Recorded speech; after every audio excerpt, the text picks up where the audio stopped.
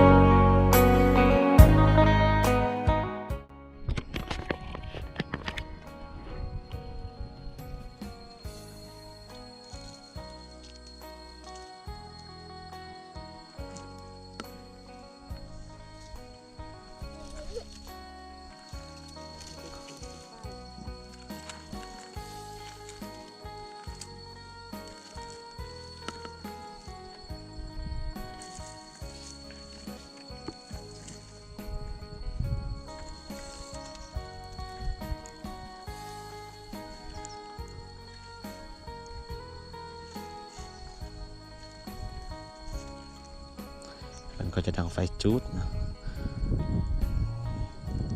จุดก่อน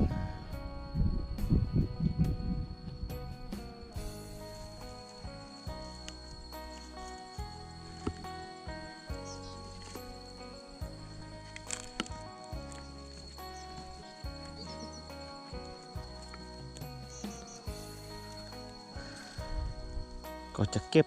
ชิ้นส่วนที่ว่ามันบ่ไหม้หมดนะทุกคนใส่นะในกองไฟนะ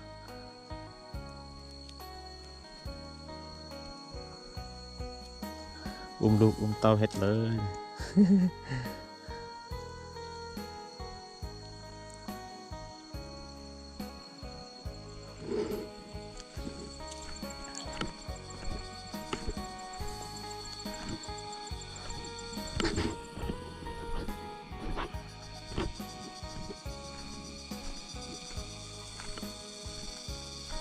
แมงจักรจันทร์ก็จะห้องนั่นคักช่วงนี้นะทุกคนเพราะว่าเป็นช่วงที่แมงจักรจันทร์ห้องนะช่วงนี้เนาะ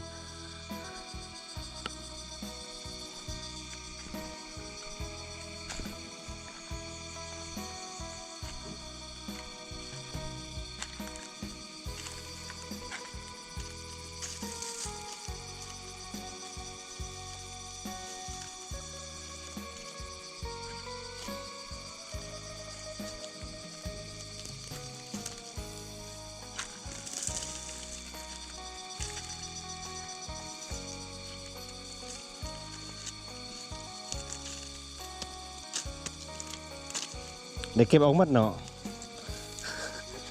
อันติดหาอยู่ในโปเก็บก็ได้ตียามันแตกออกมาเนาะ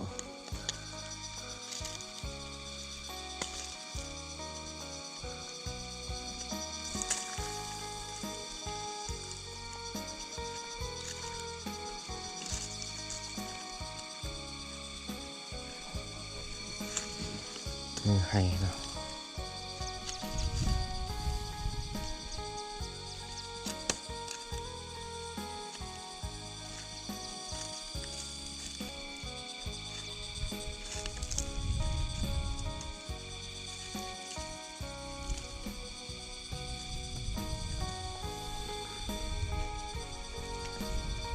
อะไรใหญ่ๆนี่ป้าให้มันพัวอยู่นี่เลยเนาะค้อนนี่เนาะค้อนใหญ่ๆแบบนี้เนาะป้าไว้นี่เลยเนาะ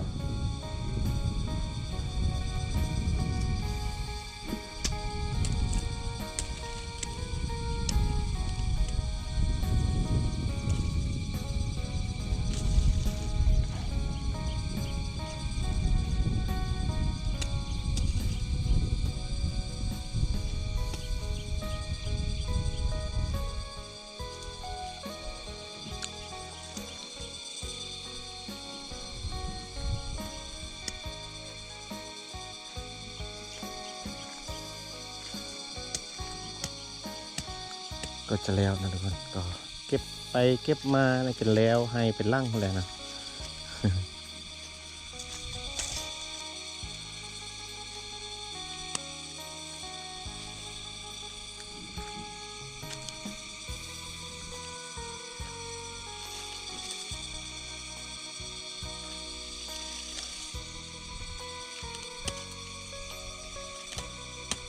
หัวนี้มันบอกมัดอนอบ้านนั้นกระปงขึ้นมาใหม่เลยเนาะหัวนี้นี่หัวนี้นี่บปงเลย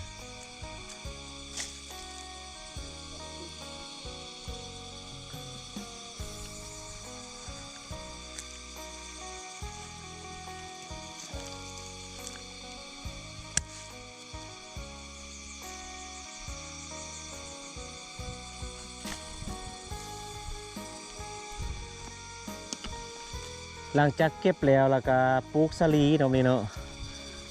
ปลูกบักแตงปลูกเขาบริเวณนี้เขางามเลยทุกคน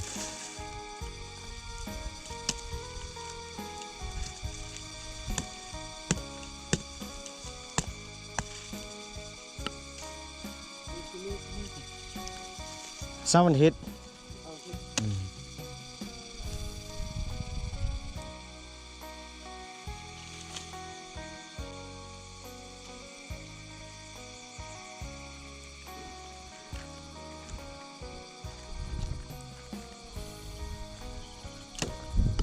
ถามว่าบ่เคยเลยทุกคนเนาะเคยตั้งแต่30 ปลายปีให้หลังเนาะ20 ปลายกว่าปีว่าสั้นๆเนาะเพราะว่าตอนนี้เพลก็30 กว่าแล้วเนาะ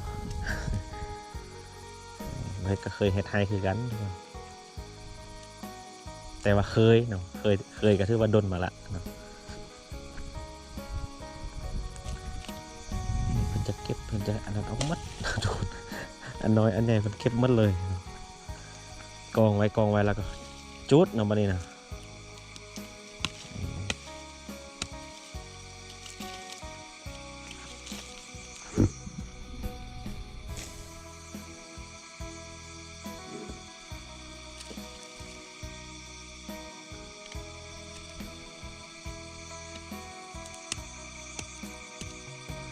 บ่ให้เลือกโอ้ยใบมันบ่เก็บก็ได้ตีใบมันนะ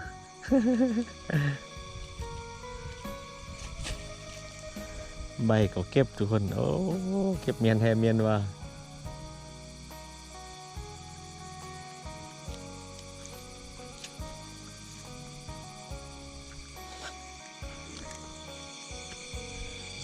อันคนจุดก็กำลังเริ่มไม้ขึ้นมาแล้วทุกคน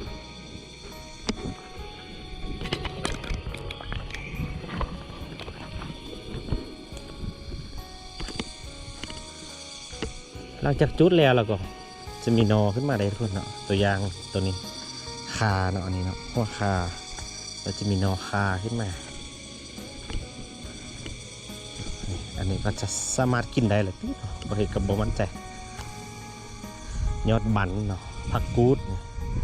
ก็จะแตกขึ้นมาแล้วก็นอหุ่นนอที่ว่าเขาจะฟันลำฟันต้นมาแล้วจุดเรียบร้อยแล้วมันก็จะมีนอแตกออกมานะ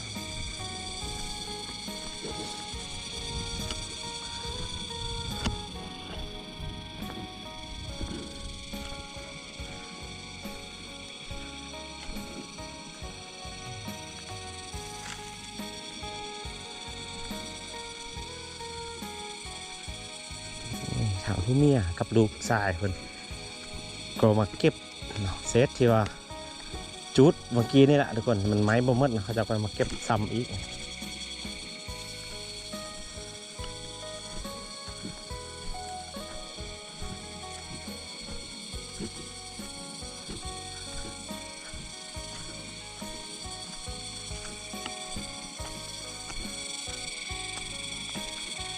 จักรจันทร์ก็คือห้องนั่นปลาเลยแหละทุกคน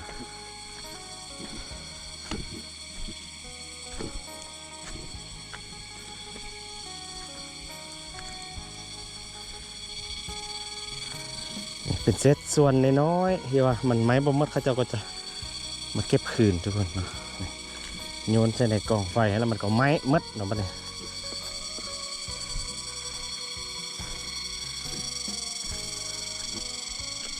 บยานลูกบยานสัญญาณเนาะ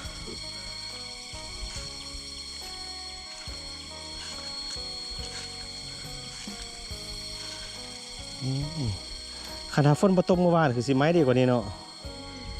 เมื่อวานฝนตกทุกคนแต่มื้อนี้แดดออกนะแต่ว่าบ่แน่ใจหรอกนะจักหน่อยก็อาจจะตกอีกตึมนะฮอตเวลาเก่ามาแล้วมันก็จะตกอีกนะ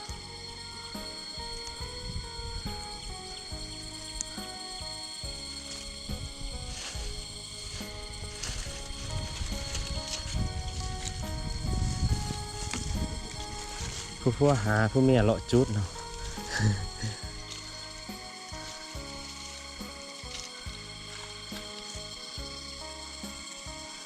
ก็กวางไงทุกคนนะกวางไงนี่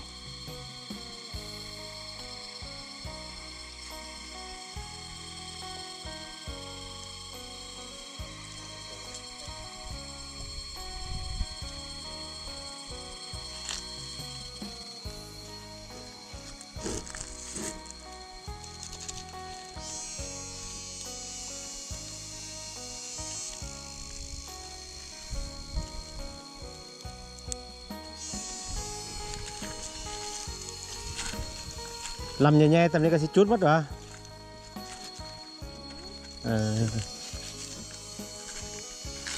ขันอยู่หมู่บ้านค่อยนี้เขาเอารถมาตางอะไรเนี่ยตางเอาไปเฮ็ดฟืนทุกคน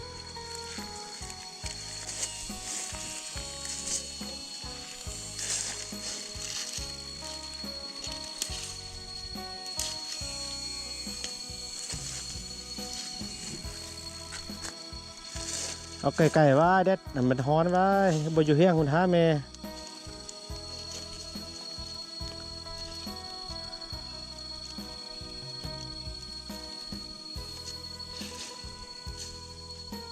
ให้พอลมเพิ่นเฮ็ดยังไงน่ะ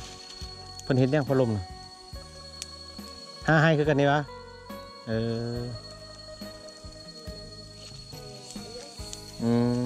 ให้เก่าเนาะตัวนี้เนาะ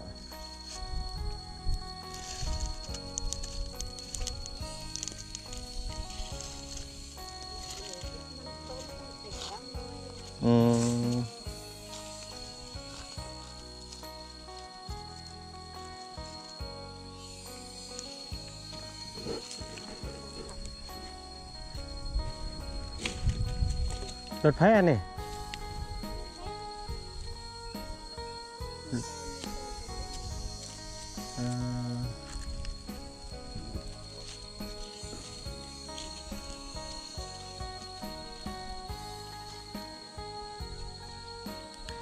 ก็จะประมาณนี้ทุกคนเนาะจะจุดให้เดี๋ยวจะนำไปขึ้นไปเฮิงเฮาก็สิออกเมื่อแหละทุกคนเนาะเพราะว่ามันเตาฟ้าเตาฝนมาอีกตึมละจังหน่อยฝนสิตกหนักนะอันนี้ก็จะเป็นการหาให้ข้าเจ้านะทุกคนเตรียมที่จะปลูกเขาเนาะเป็นประชาชนส่วนเผาปลายอยู่ที่เมืองไสสถานแขวงสยามบุรีได้ทุกคน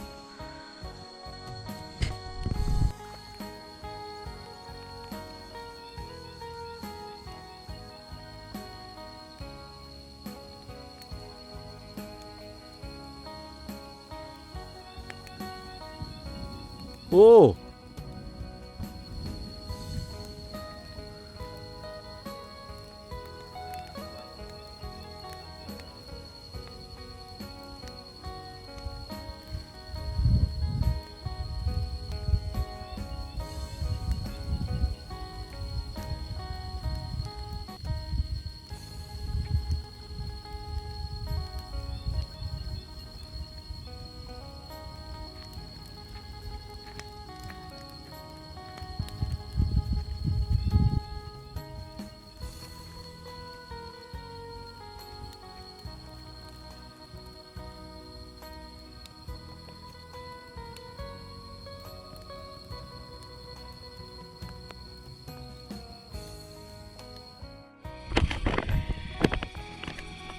มาได้แล้วทุกคนตอนนี้กำลังคืมฟ้าคืมฝนมาหุ่นละฟ้าห้องเปี้ยงเปี้ยงอยู่ฝั่งนั้นแล้วทุกคนเดี๋ยวบ่เฮกจะได้เดินทางกลับแล้วนะทุกคนเพิ่นก็หายเพิ่นก็จุดให้ถ้าเบื้องนี้ยังแดดอยู่นะทุกคนแต่ว่าเบื้องนั้นห้องคึมอยู่พุ่นเราก็เริ่มบดละเนาะเริ่มบ่มีแดดแล้วฝั่งนั้นฟ้าก็ห้องขึ้นเป็นบาสเดี๋ยวบ่เฮกจะได้เดินทางกลับบ้านแล้วนะทุกคนไว้เจอกันวิดีโอต่อไปได้ทุกคนเนาะ สำหรับวิดีโอนี้ขอบใจทุกคนที่เข้ามาชมคลิปวิดีโอของช่องยูดอยนะขอบใจหลายๆเดี๋ยวบอเฮกเดินทางกลับก่อนนะเพราะฟ้าห้องคือมาทีละจังหน่อยก็ฮอตบอลยี่บอลบอเฮกอยู่แล้วก็ถือว่าเมื่อยยากนะเดี๋ยวเฮกเดินทางกลับก่อนทุกคน